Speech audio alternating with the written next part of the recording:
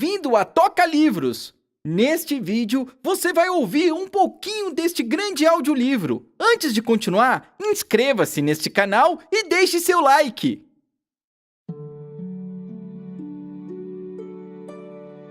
Toca Livros apresenta O Poder através da Oração.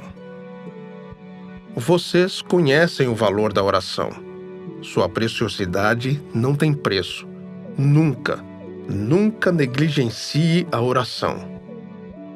O plano de Deus é usar intensamente as pessoas muito mais do que qualquer outra coisa. A igreja está procurando por métodos melhores. Deus está buscando pessoas melhores. Quando Deus declara que os olhos do Senhor percorrem toda a terra para mostrar sua força para aqueles cujos corações são perfeitos em relação a Ele, Ele declara a necessidade de pessoas e sua dependência nelas como um canal através do qual Ele possa liberar seu poder sobre o mundo. As características, assim como também as riquezas do Evangelho, estão dedicadas ao pregador. A pessoa faz o pregador. Deus faz a pessoa. A pessoa, por completo, está por detrás do sermão. Pregar não é atuar por uma hora, é deixar fluir vida. O verdadeiro sermão tem a ver com a vida. O sermão cresce porque a pessoa cresce. O sermão é poderoso porque a pessoa é poderosa. O sermão não pode erguer-se por si só acima das pessoas. O verdadeiro sermão é feito no secreto. A pessoa, como a pessoa de Deus, é formada no secreto. Sua vida e suas profundas convicções nascem de sua comunhão secreta com Deus. Todo pregador que não faz da oração um fator poderoso de sua própria vida e ministério é fraco como um fator na obra de Deus e não tem poder para projetar a causa de Deus no mundo. De Edward M. Bounds. O ato de orar é o nível de energia mais alto que a mente humana é capaz de alcançar. Orar é a total concentração das faculdades mentais. A grande massa das pessoas mundanas são absolutamente incapazes de orar. Editora Oxigênio. Narrado por Hamilton Domingo. Você acabou de escutar o trailer deste audiolivro. Gostou? Continue conosco e escute 10% de todo o conteúdo deste livro. Só não esqueça de curtir o vídeo e se inscrever, hein? Desejamos mais horas de audiolivros para você e tenha uma boa história. Capítulo 1. Precisa-se de pessoas de oração. Estudar a santidade universal da vida. Sua completa utilidade depende disso, pois seus sermões duram 1 ou 2 horas, mas a sua vida prega durante toda a semana. Satanás pode arruinar seu ministério se ele puder te transformar em um ministro que deseja fama, prazer e boa comida. Entregue-se à oração e extraia de Deus seus textos, pensamentos e palavras. Lutero passava suas melhores 3 horas em oração.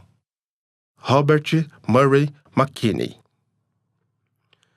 Nós estamos constantemente no limite e às vezes o ultrapassamos ao inventar novos métodos, novos planos e novas organizações para garantir o avanço da igreja e assegurar o crescimento e a eficácia do Evangelho.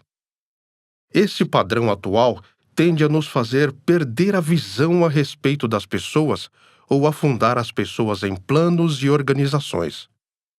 O plano de Deus é usar intensamente as pessoas muito mais do que qualquer outra coisa. As pessoas são o método de Deus. A igreja está procurando por métodos melhores. Deus está buscando pessoas melhores. Havia um homem enviado por Deus cujo nome era João. A dispensação que anunciou e preparou o caminho para Cristo estava conectada a esse homem, João. Pois já nasceu uma criança, Deus nos mandou um menino. A salvação do mundo veio daquele menino. Quando Paulo se refere ao caráter pessoal das pessoas que plantaram o Evangelho no mundo, ele resolve o mistério do sucesso deles. A glória e a eficácia do Evangelho estão atreladas às pessoas que o proclamaram. Quando Deus declara que os olhos do Senhor percorrem toda a terra para mostrar sua força para aqueles cujos corações são perfeitos em relação a Ele, Ele declara a necessidade de pessoas e sua dependência nelas como um canal através do qual Ele possa liberar seu poder sobre o mundo. Essa verdade vital e urgente é uma das quais estão sendo esquecidas por essa época de avanços. O esquecimento disso é tão danoso para a obra de Deus quanto se o sol parasse de brilhar. Trevas, confusão e morte seriam uma realidade. O que a igreja precisa nos dias de hoje não é uma aparelhagem avançada, não são novas organizações ou mais métodos inéditos, mas pessoas às quais o Espírito Santo possa usar. Pessoas de oração. Pessoas poderosas em oração. O Espírito Santo não flui através de métodos, mas através de pessoas. Ele não vem através de aparelhagem, mas através de pessoas. Ele não unge planos, mas unge pessoas. Pessoas de oração. Um historiador eminente disse que as mudanças no caráter pessoal têm mais a ver com as revoluções das nações do que com as permissões concedidas por historiadores, filósofos ou políticos democratas. Essa verdade possui sua aplicação por completo no Evangelho de Cristo.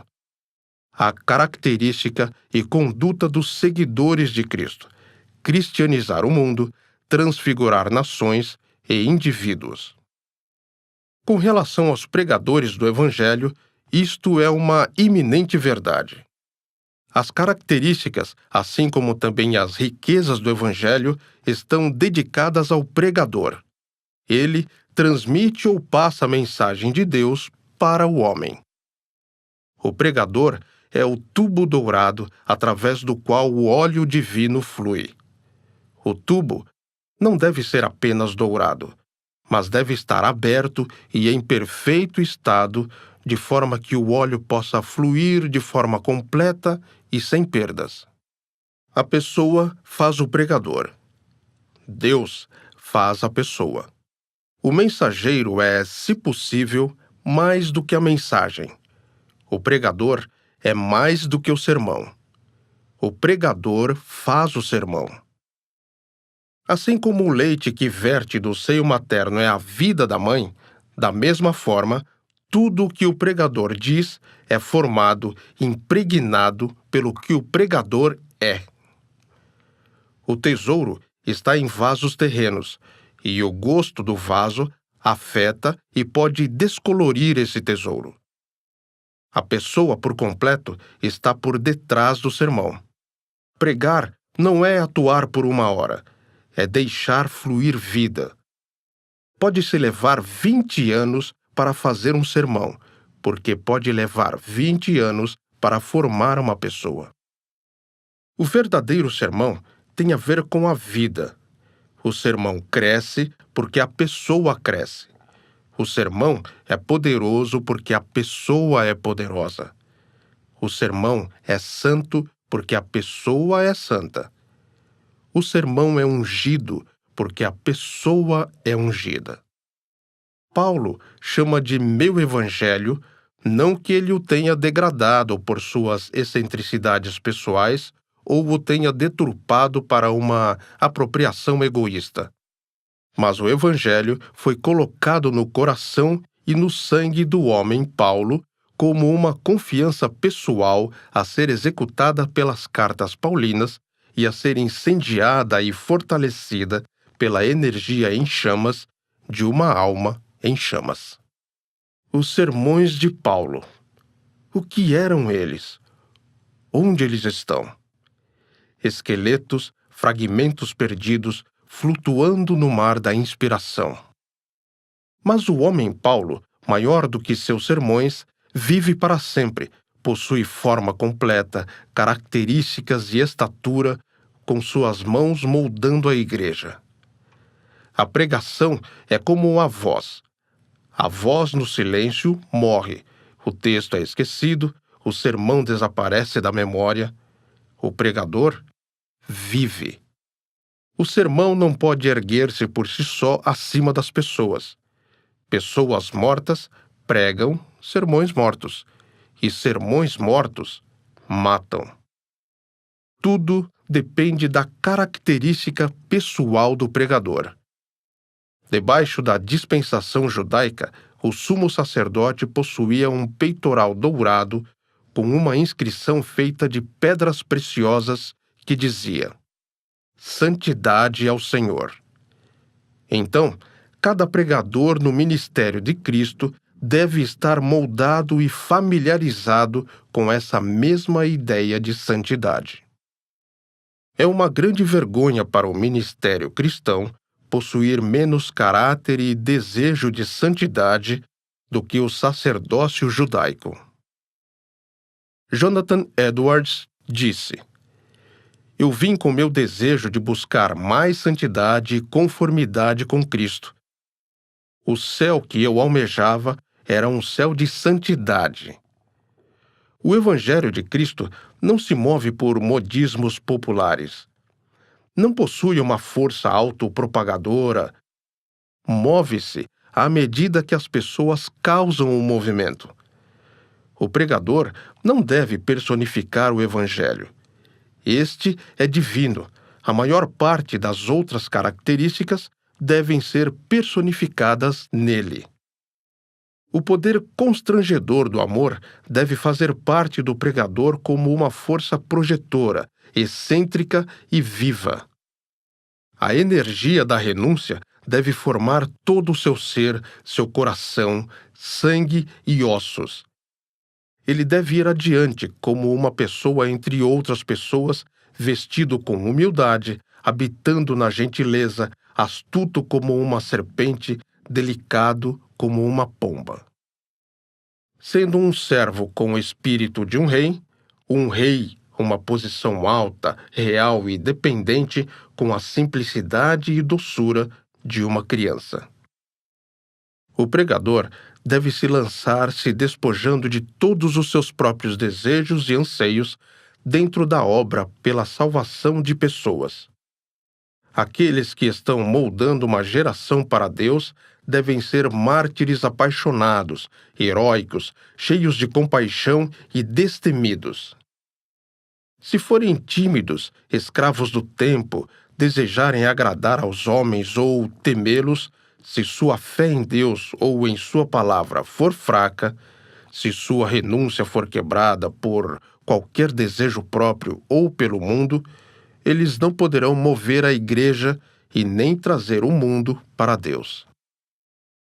A pregação mais forte e afiada do pregador deve ser para ele mesmo. Sua obra mais difícil, delicada, trabalhosa e cuidadosa tem que ser com ele mesmo. O treinamento dos 12 discípulos foi o maior, mais difícil e penoso trabalho de Cristo. Pregadores não são geradores de sermão, mas geradores de pessoas e de santos, e eles somente são bem treinados quando fazem deles mesmos pessoas santas. Deus não precisa de grandes talentos nem de grandes pregadores com uma grande retórica, mas de pessoas grandes em santidade, fé, amor e fidelidade para com Deus.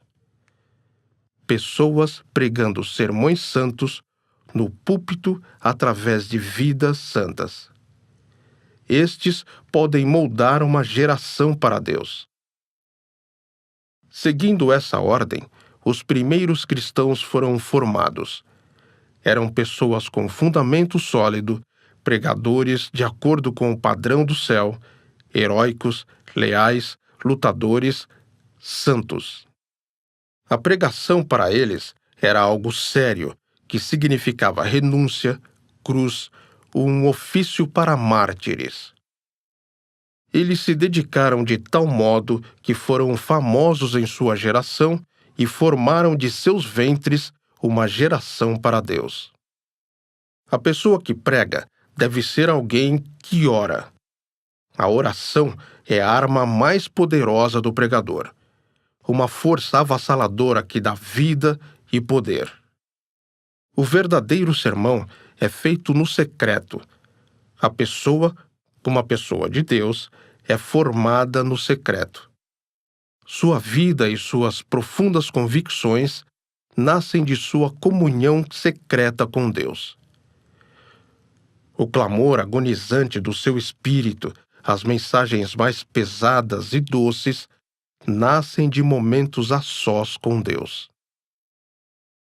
A oração forma a pessoa. A oração forma o pregador. A oração forma o pastor. O púlpito nos dias de hoje é fraco de oração. O orgulho do conhecimento está contra a humildade dependente da oração.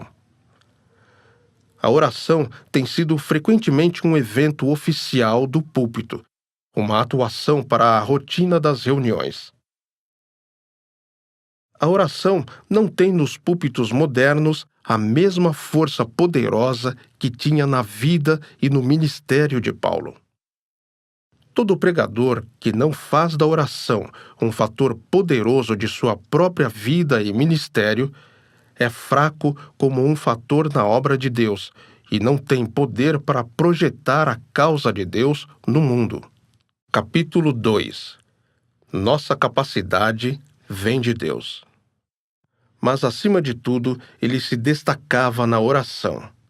A intimidade e peso do seu espírito, a reverência em seu comportamento e o poder em suas palavras sempre atingiam mesmo a estranhos com admiração e alcançava outros com consolação. A coisa mais incrível, mais viva e mais devocional que eu já vi ou senti, devo dizer, foi sua oração. E verdadeiramente isso era um testemunho. Ele sabia e vivia mais próximo do Senhor do que qualquer outra pessoa. Quanto mais eles o conheciam, mais tinham razão para se aproximar dele com reverência e temor. William Penn George Fox.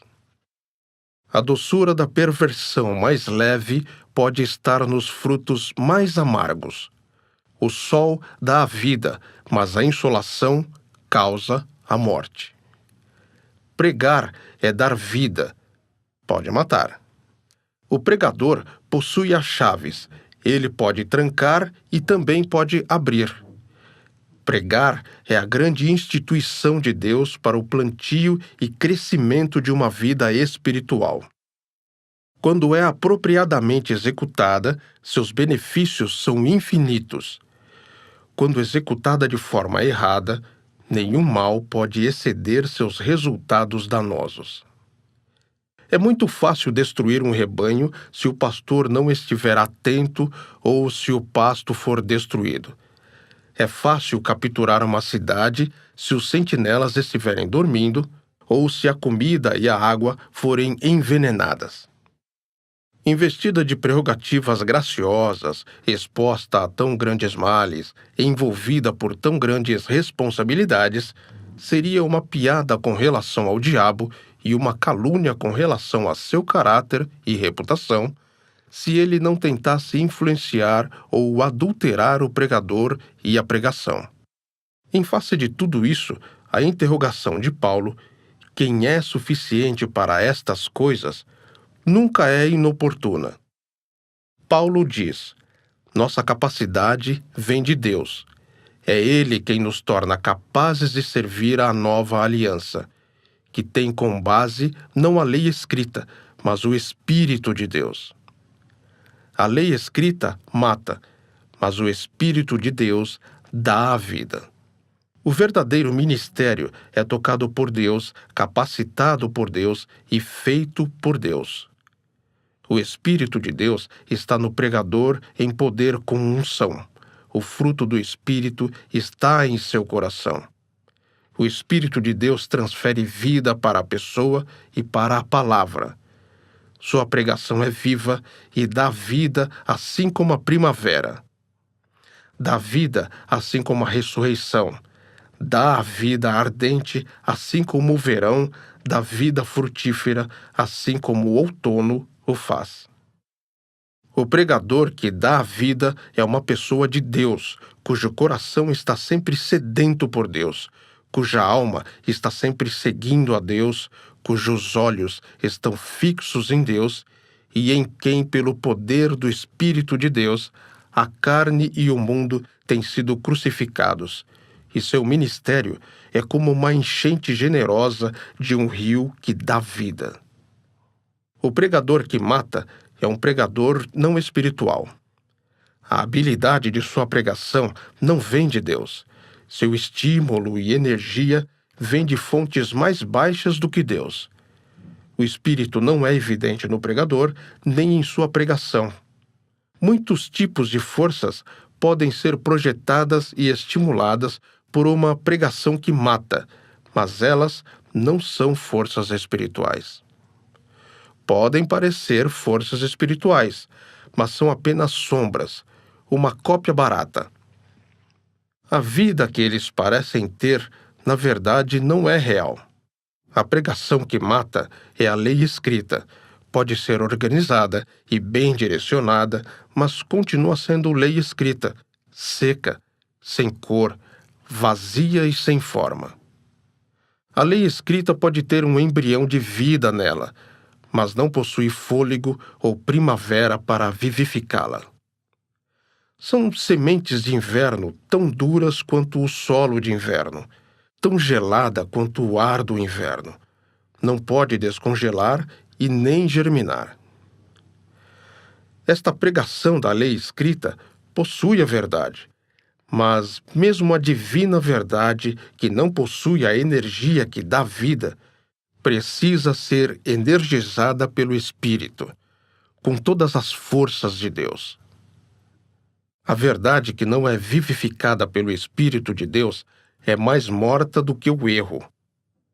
Pode ser a verdade mais genuína, mas sem o Espírito, seu toque é mortal.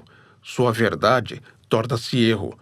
Sua luz torna-se trevas.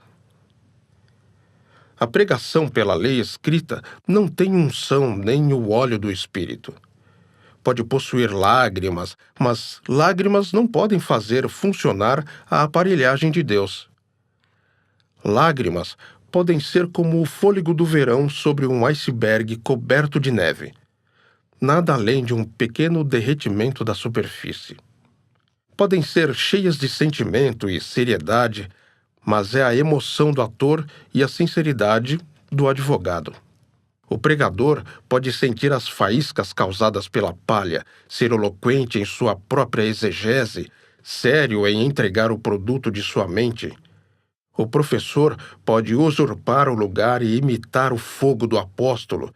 Cérebro e nervos podem tomar o lugar ou fingir ser a obra do Espírito de Deus, e por essas forças a lei escrita pode brilhar e se destacar como um texto iluminado. Mas o brilho e o destaque serão tão estéreis quanto um solo semeado com pérolas.